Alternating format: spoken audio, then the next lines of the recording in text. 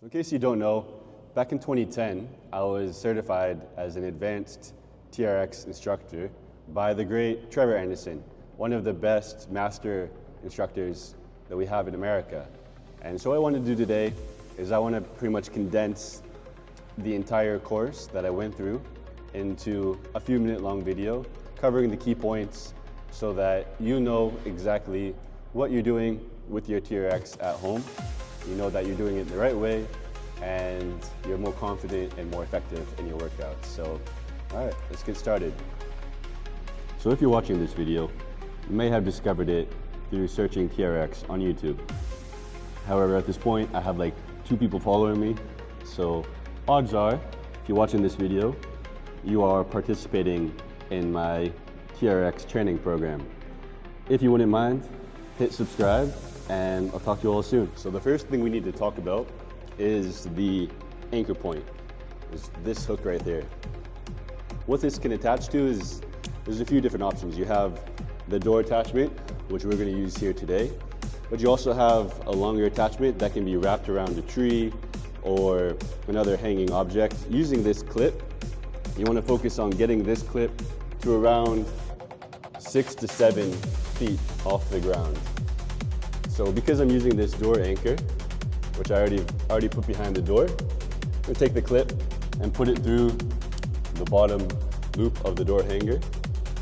You want to make sure that this door, of course this one is locked, but if you're using another door, you want to make sure that that door opens in the opposite direction. To reiterate, when I mentioned the ideal height being between 6 and 7 feet, I'm really specifically talking about only this hook. I'm not talking about the top. The top can be much higher, 7 to 9 feet usually. With the TRX, we can notice a few different lines, markings on the straps. And those are indicative of ideal lengths for different exercises. And we can call these fully lengthened, which is if we're gonna grab these clips here and pull as far as we can. So I was a little bit too aggressive in that example. You don't need to pull down quite so hard.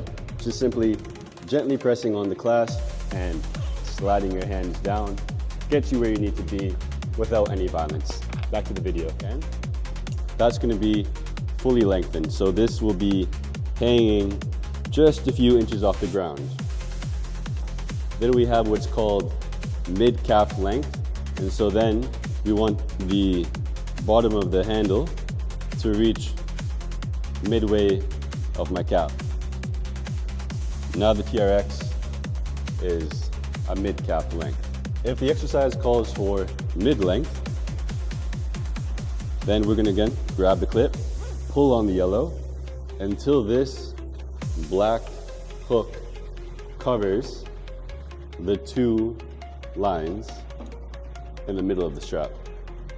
This would be mid-length, half shortened, however you want to call it. If we want to go shortened position, again, we grab the clip, pull on the yellow until that black loop covers the single line of the TRX.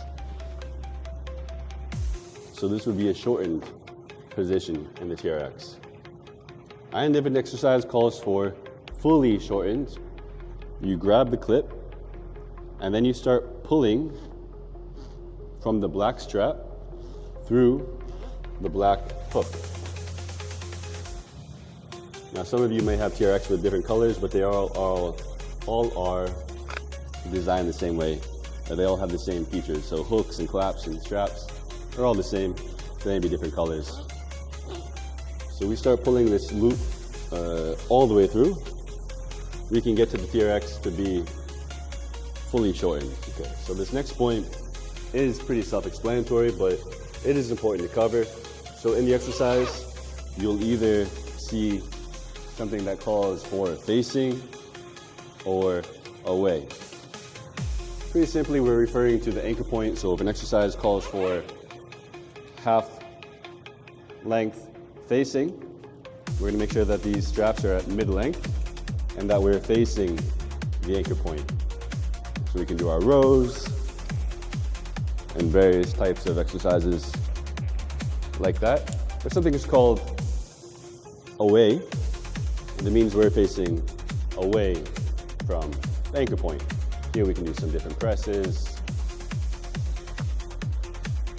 and things like that. Now sometimes with the TRX we're going to be standing and sometimes we're going to be lying. So we've already covered the different lengths of the TRX.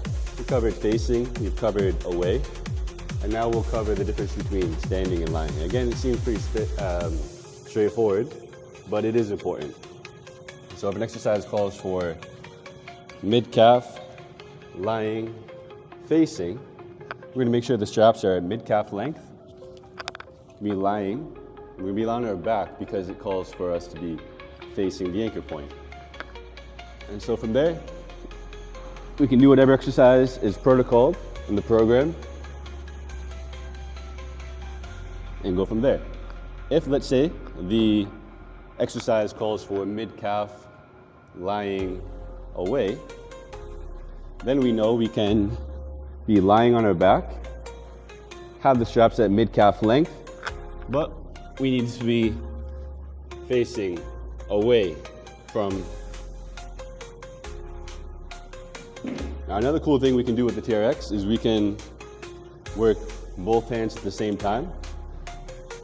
But at a more advanced level, we can start to introduce a little bit of instability and work single side and anti-rotation through the core. So in order to do that, we got to combine these into one strap.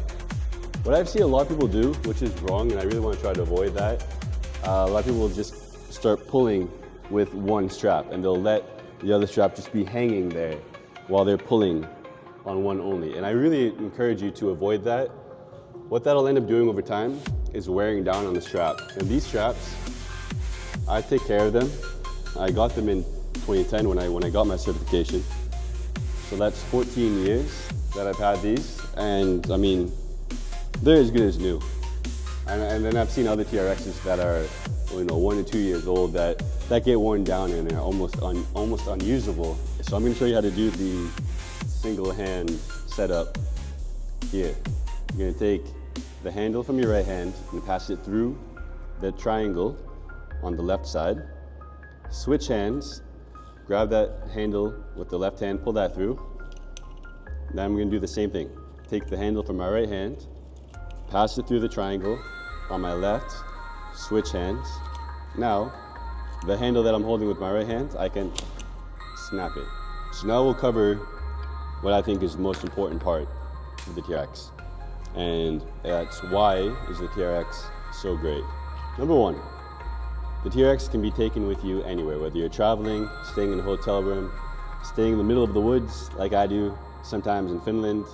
You have the different anchor point attachment options, so the options of flexibility, mobility, transferability. I don't know if these are even words, but just having the ability to take it anywhere is the first reason why I think the TRX is great. Reason number two why I think the TRX is my favorite piece of equipment is your ability to manage it intra-set. So during a set, let's say you're doing a heavy dumbbell chest press and you're trying to get to 15 reps. And around rep 10, 11, you start fatiguing, you get to rep 12, you can't do any more. Rep 13, you drop the weight. Now look, that's a good set. But if the program is calling for 15 reps, you can still fatigue yourself to that same or similar level with the TRX without stopping, right? Again, with the dumbbell, you either can lift the weight or you can't. And there's not much you can do intra-set to manage that. But if we're working with the TRX and we're doing a similar movement, if I'm doing my presses and I'm feeling like it's too difficult, all I really have to do is step forward. And when I step forward, I take weight off of my body. I'm working at a lesser angle, so now I'm able to complete that set. And then if I keep doing these, I'm feeling, okay, no, this is a little bit too easy, I can do more, well then I just step back. And now I'm working at a more difficult angle for those presses. The main point of the TRX is to rely on it. You want to be using this. And again, sounds simple, sounds like common sense, duh, right? But you go to the gym, watch people using these, and what you're gonna see a lot of times is this.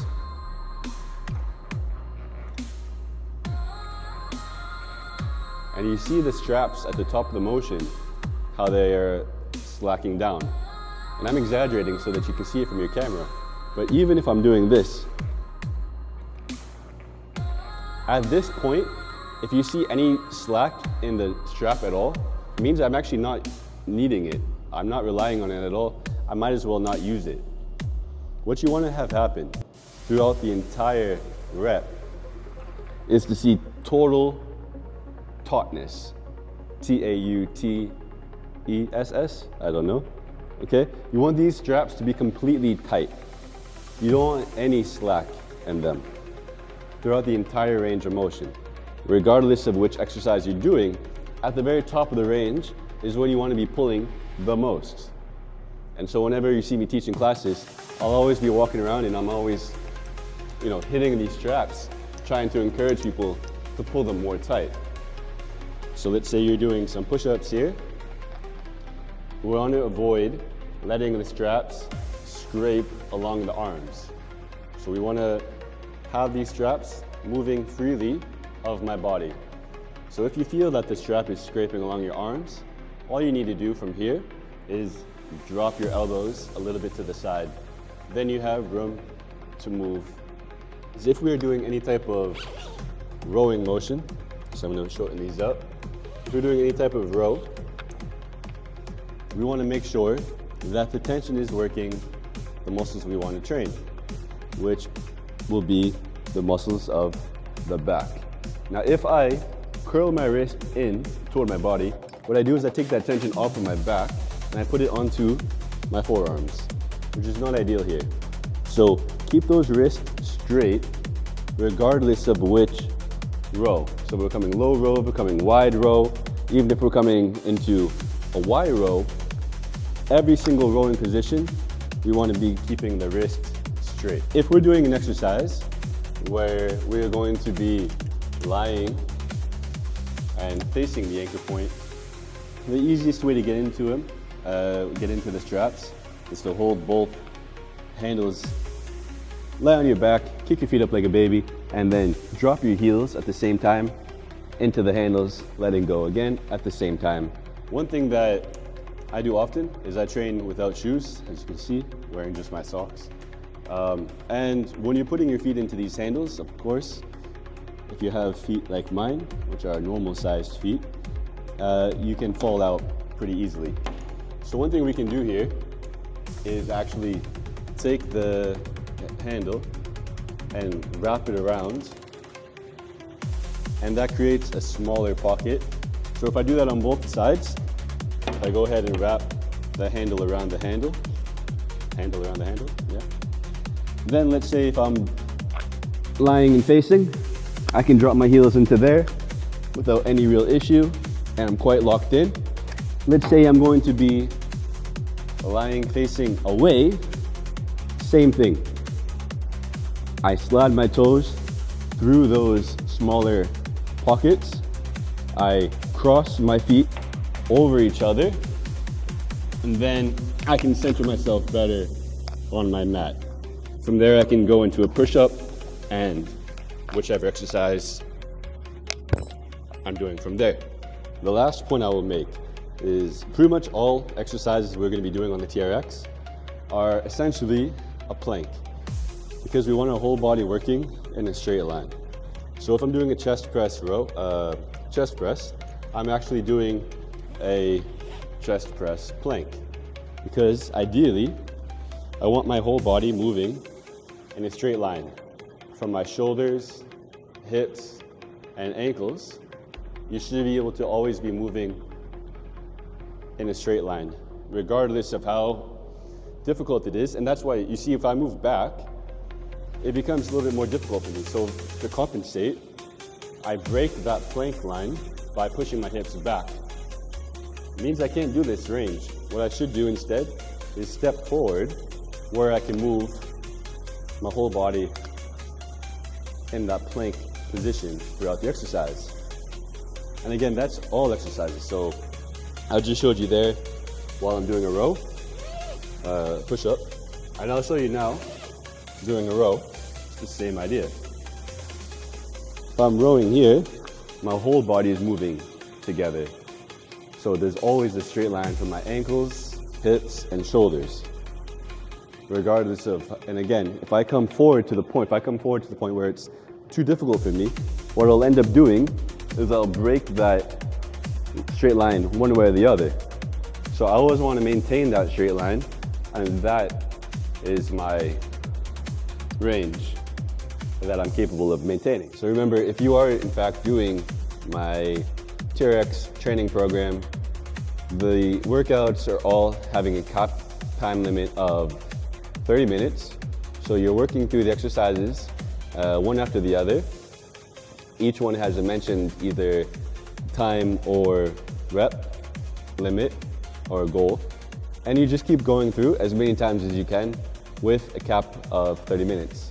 And then you'll just mark off how many reps or how many rounds you're able to do within that half an hour. Lily, all good? Cool. All right. Once again, good luck with the challenge. Have fun with it. I really enjoy working out with the TRX. I'm excited for you to give this a try. Message me with any questions you have, and we'll talk to you soon. Bye.